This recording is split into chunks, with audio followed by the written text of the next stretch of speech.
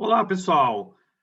Vamos dar início, então, à aula 3 de Fundamentação sobre Espectrometria de Massas. Agora a gente vai ver alguns conceitos. Bom, então, sobre a parte de fundamentação, o que é a espectrometria de massas média? Ela mede a relação ou a razão massa-sobrecarga de um determinado íon em questão. Na literatura, nos artigos, sempre a razão massa-carga ela é representada na forma em itálico, né? Isso é uma simbologia bem tradicional. Então, diferentes de outras técnicas, a espectrometria de massas não envolve, né, radiação eletromagnética na região específica, né? Ela basicamente trabalha com a medida, né, da massa, né, da razão massa-carga das moléculas. Então, basicamente, né, sobre a razão massa-carga, o que significa? Significa a massa de um íon sobre a carga de um íon de unidade de massa atômica. E essa unidade de massa atômica ela é 1 sobre 12 avos do carbono 12. E Dalton, a unidade de Dalton é a mesma de unidade de massa arbitrária, né? Então, quilodalton é 1.000 AMU. Bom, sobre espectrometria de massas, você pode trabalhar com as amostras em diferentes estados da matéria, ela tanto na forma sólida, quanto na forma líquida, quanto na forma de na forma de gás. E dependendo da forma que você vai trabalhar a matéria, você vai escolher a sua fonte de ionização adequada. E essa fonte de ionização ela vai produzir a formação de íons.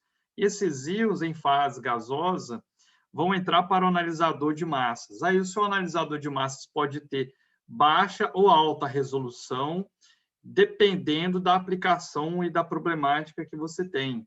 Depois você tem o detector de íons. Às vezes, o detector está acoplado junto com o analisador. Na maioria dos casos, ele está separado.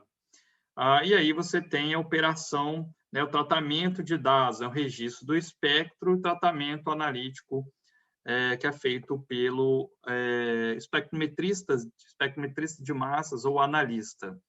Bom, então, algumas vezes é como se fosse um Lego, né? Você montar um quebra-cabeça a parte de identificação molecular, dependendo se você trabalha com espectro de fragmentações ou experimentos de seed, ou às vezes você vai jogar em algum programa.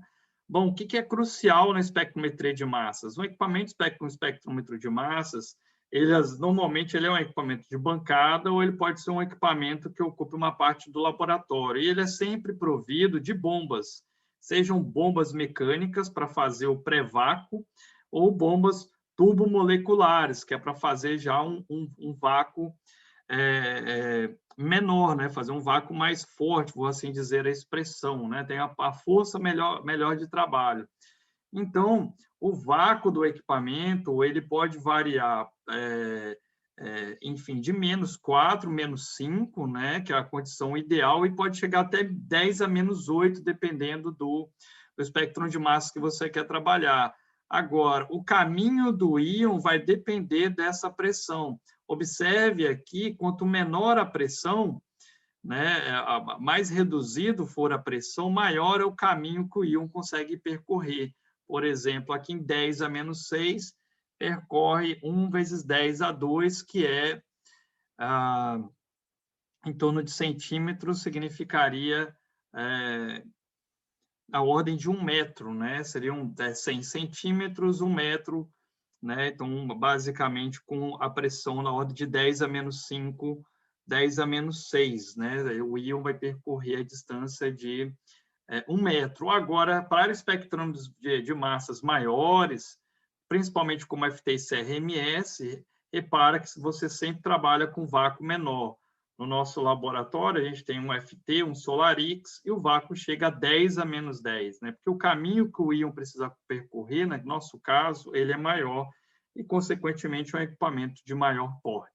Então, a necessidade do vácuo em espectrometria de massas é fundamental.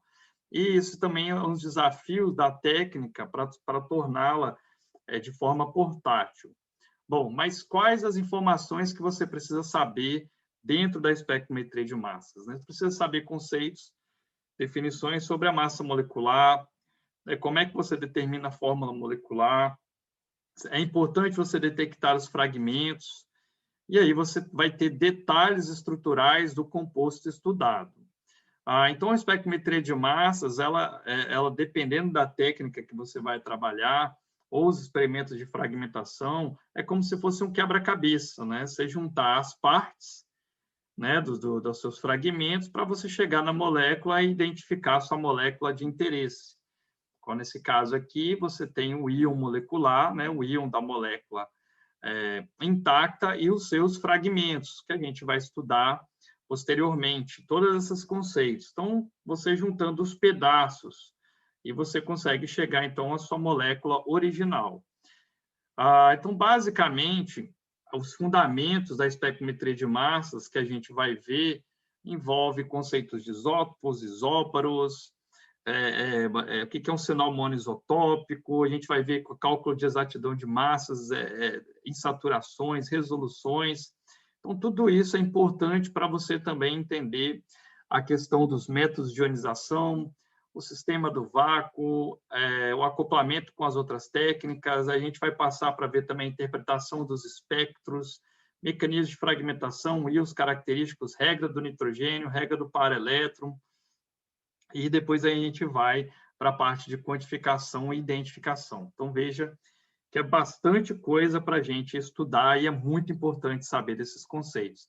Basicamente, na espectrometria de massas, é importante, numa medida, você ter sempre, né, você vai ter a massa exata, né, a massa exata, e essa massa exata, a massa determinada, né, às vezes se confunde massa exata com a massa medida, os conceitos, mas você sempre busca a exatidão de massas, né? Exatidão de massas, a acurácia na medida da massa. Isso é sempre importante. E essa exatidão de massas também está alinhado com o padrão isotópico. Cada molécula tem um perfil isotopólogo definido, distinto.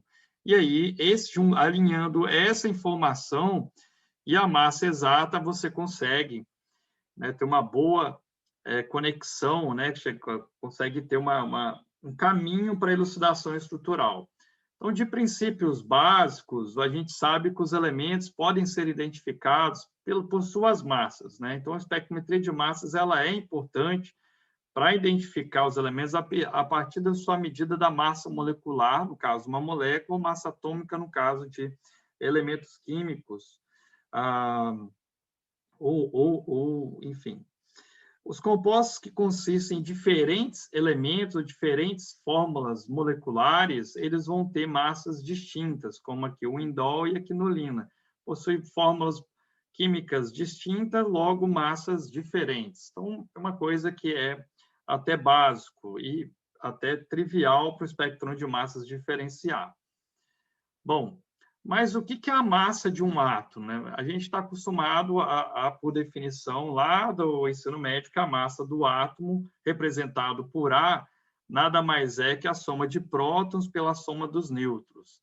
Então, baseado nessa teoria, né, se a gente pegar sempre os prótons somando com os nêutrons, com a massa do átomo, a gente vai chegar na massa exata, né, na massa medida dos elementos químicos da tabela periódica. Será que isso é verdade? Se isso fosse verdade, se a gente multiplicasse aqui por 2 o número, o deutério, né, tivesse 2 deutérios aqui representado por H2, você teria que eles deveriam dar o mesmo valor, né? Porque essa analogia, mas aí a gente vê que não é isso que acontece, né? E aí, o que está acontecendo, então? Então, por que quando eu somo 2 prótons, 2 nêutrons, 2 elétrons, as massas não dão exatamente iguais?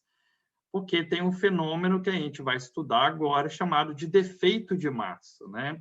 Então, no caso do hélio, representado por prótons e nêutrons, você teria, e aí da equação que eu falei, que a massa atômica é definida pela massa de prótons e a massa de nêutrons, você teria a massa teórica, né, que é conhecida, e aí a massa medida, e aí a gente vê essa diferença. E essa diferença, por que ela acontece? Porque para a formação de um elemento químico, a combinação desse núcleo, a formação desse núcleo, a formação desse elemento químico a partir, né, de outros átomos, é necessária uma energia, e essa energia, às vezes, ela é liberada, ela é perdida para formar o elemento químico, né? E isso é o defeito de massa e vem da equação de Einstein. Você pode calcular pegar essa massa perdida, converter, multiplicar pela sua constante de velocidade e chegar na energia que é necessária, né, para a formação, né, que é liberada para a formação desse elemento químico. Bom, e isso basicamente é o defeito de massa. E o defeito de massa, então, faz com que a gente consiga diferenciar, por exemplo, misturas, né, isóbaros, que são compostos que teriam a mesma massa nominal, mas vão ter diferença na massa exata. E aí, uma outra coisa que é importante comentar é que prótons e nêutrons já não são mais partículas indivisíveis, são partículas que são, é conhecido que existem partículas menores, subatômicas, né? Menores que a do próton e nêutrons. E era de se pensar que os nêutrons fossem partículas neutras, mas eles, quando você subdivide elas, elas têm cargas. Então, tudo isso envolve forças da natureza e forças do núcleo. Isso contribui para que, então, para a formação, essa fissão nuclear, né, e a formação de novos elementos, esteja sempre essa liberação de energia do processo. E isso é intrínseco de cada elemento químico, né? Cada elemento químico tem uma energia definida, que é definida, que é necessária para a sua formação. E aí você consegue observar que, à medida que o número atômico vai aumentando, à medida que a massa também vai aumentando, o número de prótons, o número de nêutrons, o defeito de massa vai também ficando mais significativo. A diferença entre a massa nominal e a massa exata vai ficando cada vez maior. Agora, para elementos leves, a gente fala que a gente tem um defeito de massa positivo, ou seja, não é tão significante, né? Ela é positiva, né? Essa diferença entre o nominal e exata, e depois vai diminuindo, né? Vai ficando cada vez mais negativo. Bom, e aí a gente vai ver, a gente percebe que esse valor ele é definido para o carbono, defeito de massa zero, né? Então parte de um pressuposto que o carbono ele é zero, e a partir do carbono você calcula a massa dos outros elementos, a massa experimental, né? Então se assumiu que a massa do carbono é 12,0000, né? É redondo, e a partir dele, então, você tem defeitos positivos e defeitos negativos, né? Os defeitos positivos, temos aqui átomos como hidrogênio, hélio, o lítio tendo o maior defeito positivo, depois o berílio, depois o boro, aí seguido aqui tem o hidrogênio para depois o hélio. O carbono, já comentei, é zero. O nitrogênio, percebam que tem um defeito positivo, e o oxigênio, os demais núcleos, defeitos negativos. Então, na prática, serve para quando a gente olha para situações em que as massas das moléculas aqui são isóbaros, têm a mesma massa nominal, a gente consegue entender que quando a gente faz a conta, que tudo vai dar, nesse caso aqui, vai dar 28, a gente consegue entender por que o B2H6 tem um maior valor entre as espécies aqui mostradas, né? Porque tem um maior defeito de massa, tem um defeito de massa positivo, né? O núcleo do berílio, o núcleo do hidrogênio, eles servem para, então, jogar esse valor para o maior valor, né? Enquanto o oxigênio, né? O carbono tem um defeito de massa zero, mas o oxigênio diminui, tem o menor dos que aqui estão apresentados, né? E a gente tem, depois do B2H6, o C2H4, como uma estrutura de maior massa exata, né? A massa medida, no caso, seguido do N2 e, por último, o CO. Então, o defeito de massa ele é mais preponderal aqui no caso do oxigênio, porque também não tem hidrogênio na estrutura. Bom, e aí, eu dando um outro exemplo de fórmula análoga para o íon de Mz249. Por que o defeito de massa ele é mais positivo para essa estrutura aqui, para essa fórmula molecular, para esse íon, né? Porque aqui você tem uma presença maior de hidrogênios, e perceba que o número de hidrogênios vai diminuindo, e aí, consequentemente, a massa, né, vai ficando menor. Então, essa conexão da estrutura com a forma molecular é muito interessante, dá para a gente fazer esses estudos, ou ter essa identidade, essa informação, quando a gente está na dúvida, para fazer a atribuição de alguma fórmula molecular. Bom, então percebam, de regra geral, que neste caso aqui, né, a espécie que tem maior número de hidrogênios tem a maior MZ medido, né, que é separado pela alta resolução. E o menor número de hidrogênios, no caso, tem o menor MZ. Bom, e aí é importante também a gente conhecer, dentro desse conceito, os padrão isotópico, ou os isótopos. Então, alguns elementos químicos têm a presença de um isótopo em sua abundância. Então, vou citar aqui os principais. Bom, um deles é o carbono, né? O carbono 12, existe o isótopo do carbono 13, que vocês certamente já ouviram falar na literatura, na discussão na sala de aula, né? De determinar a abundância isotópica do C13 até, às vezes, do carbono 14. E aí percebam que a relação, para cada 100 átomos de carbono, a gente pode dizer que a gente tem um átomo de carbono 13. Cada 100 átomos de carbono 12, um átomo de carbono 13. Agora, já o hidrogênio tem uma abundância menor em relação ao seu isótopo, né, que é o H2, o deutério. Depois a gente tem o nitrogênio, o N14, que tem a contribuição do N15. Para o oxigênio, a gente tem uma contribuição maior do seu isótopo M+2, que seria o O18, de 0,2%. Depois o enxofre, que aí tem uma contribuição maior quando a gente compara em relação ao hidrogênio, né, que é o enxofre, o isótopo do 32, o 34, de 4,4%. E agora, comportamento atípico em relação aos demais, a gente tem o cloro e o bromo, que é a contribuição do seu M+1, ou seja, do isótopo do cloro 35, do bromo 81, o primeiro de 32%, ou seja, a gente fala que é 1/3 da relação do cloro 35, e depois o bromo 81, que basicamente está aí na proporção 1:1. Então, assim, é importante a gente mencionar. Então, a tabela da tabela periódica, as massas que são mostradas na tabela periódica são massas ponderais médias, porque tem que levar em contribuição a presença desses isótopos. Então, é importante mencionar isso. Bom, então, da existência dos isótopos, a gente tem definições, né? Quais as definições? Primeiro, o que é um isóbaro? Então, a gente viu já previamente que os isóbaros são moléculas que têm, né, com diferentes elementos em sua estrutura e mesmo a massa molecular, né, mas aí é sua massa unitária. Então, ela não apresenta a mesma forma molecular, ou seja, não são isômeros em formas moleculares diferentes, mas têm a mesma massa nominal. Os isótopos, né, são núcleos associados ao mesmo elemento da tabela periódica, mas com diferentes nêutrons, números de nêutrons, ou seja, consequentemente com diferentes massas atômicas, né? Igual que o hidrogênio, né? Você tem o mesmo número de prótons, né? Todos com mas o mesmo número diferente de nêutrons, que vai dar, como consequência, vai dar diferença massa atômica. E aí a gente tem também, é importante falar para vocês, as definições de tipos de massas atômicas, né? Você tem a massa nominal, que é a massa arredondada em uma unidade, né? No caso aqui a massa do hidrogênio, a massa do carbono 12, a massa do cloro, tudo arredondado. A massa média, que é a média dos isótopos, que é o que estava sendo mostrado na tabela periódica, né? Que você tem a contribuição, né, do isótopo, do caso aqui do hidrogênio, do deutério e do trítio, do carbono, do C12, do C13, do cloro 35, do cloro 37. E você tem a massa isolada de cada isótopo, que é isso que o espectrômetro de massas mede, por isso que eu mostrei os isótopos.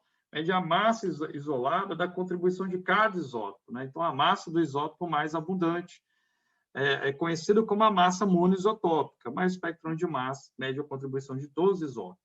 Então, para definir a massa, às vezes, de uma molécula, ela sempre leva a contribuição da massa do isótopo mais abundante.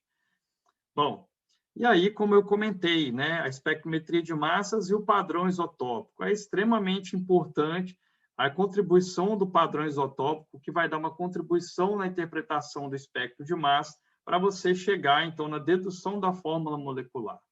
Então, o espectro de massas ele vai medir os isótopos individuais e não massas médias, né? Então, isso é muito importante para a determinação da massa. Substâncias apresentam várias massas dependendo da composição isotópica.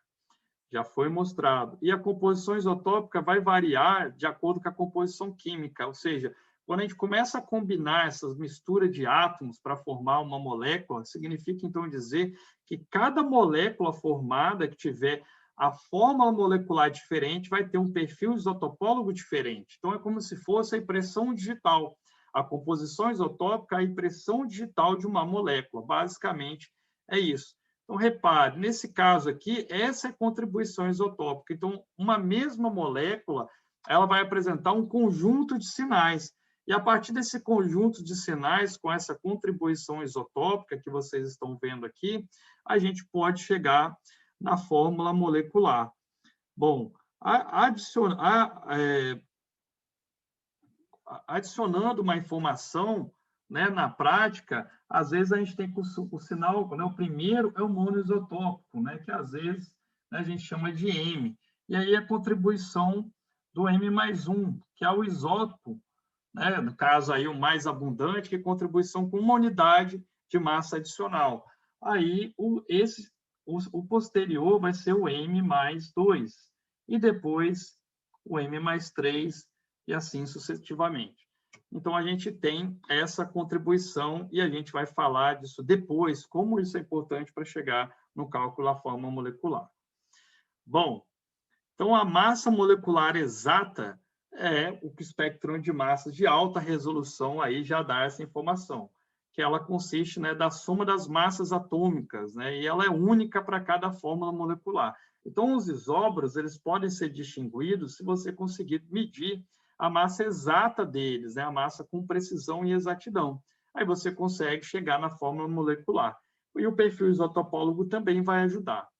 Bom, então, nessa primeira parte, a gente definiu aí a questão das massas moleculares, falamos o que é isótopo, falamos o que é isóbaro, falamos o que é perfil isotópico, e aí a gente vai ver mais conceitos na nossa próxima aula.